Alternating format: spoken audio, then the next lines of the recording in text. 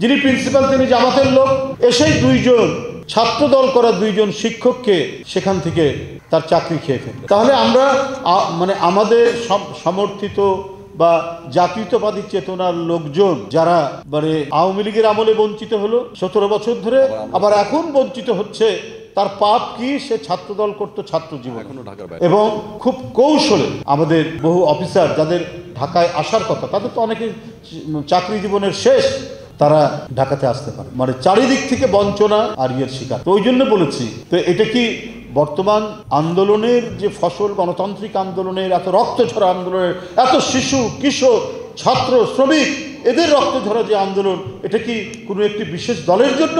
না, যারা গণতন্ত্রে বিশ্বাস করে, যারা বহুদলীয় গণতন্ত্রে বিশ্বাস করে, এবং যারা বহু মত বহু চিন্তায় যারা বিশ্বাস করে এবং এটাকে যারা ধারণ করে, সেই সমস্ত মানুষদের সম্মিলিত আন্দোলনের একটি পর্যায়ে ছাত্র শ্রমিক জনতা একসাথে নেমে শেখ হাসিনার মতো একটা পাষণ্ড একজন শাসককে দেশ থেকে বিতাড়নে সাহায্য করেছে।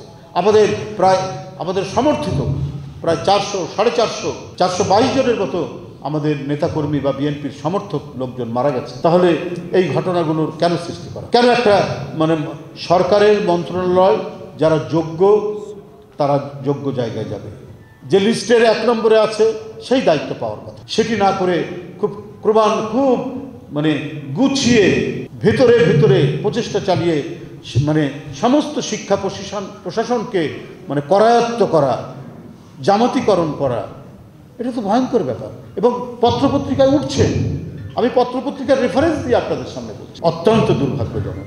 এই দেশে 24 যেমন ঘটেছে, এই দেশে 90 হয়েছে, এই দেশে 71 হয়েছে, প্রত্যেকটাই কিন্তু অধিকারের জন্য লড়াই। এরশাদ সামরিক শাসন জারি করে 9 বছর জুলুম করেছে, তার বিরুদ্ধে ছাত্র জনতার, বিশেষ করে ছাত্রদের সেই কিংবদন্তি তুল্য সংগ্রাম, হাবিব ভাই তার একজন অন্যতম সিপাহসালার। এখানে আমরা লড়েছি, নিজে এই শটগানের গুলি না, নিজের পেটের মধ্যে রাইফেলের গুলি নিয়ে আজও আমরা চলছি সেই গণতন্ত্র। আমরা বিশ্বাস করি যে বিভিন্ন রাজনৈতিক দল মত একই সমাজে বাস করবে, পরস্পর কথা বলবে, নিজের দরকার হলে সমালোচনা করবে, কিন্তু সেই সমালোচনা করার অধিকার তার নিশ্চিত থাকতে হবে। একপাক্ষিক এক রগের শাসন ব্যবস্থা যেন না আসে, আবার বাকশাল অন্য ফর্মে যেন না আসে, ফ্যাসিবাদ এক ধরনের গেছে, আরেকটা ফ্যাসিবাদের যেন জন্ম না হয়, এটাই হলো আমাদের বক্তব্য। কারণ গণতন্ত্র মানেই হচ্ছে এগিয়ে যাওয়া, গণতন্ত্র মানেই হচ্ছে সামাজিক অগ্রগতি।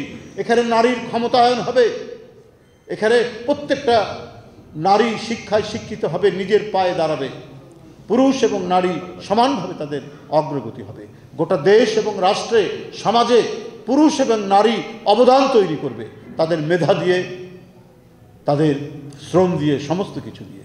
এটাই একটি আধুনিক বাংলাদেশ, যেটার শুভ সূচনা করেছিলেন, যেটা গড়েছিলেন শহীদ রাষ্ট্রপতি জিয়াউর রহমান।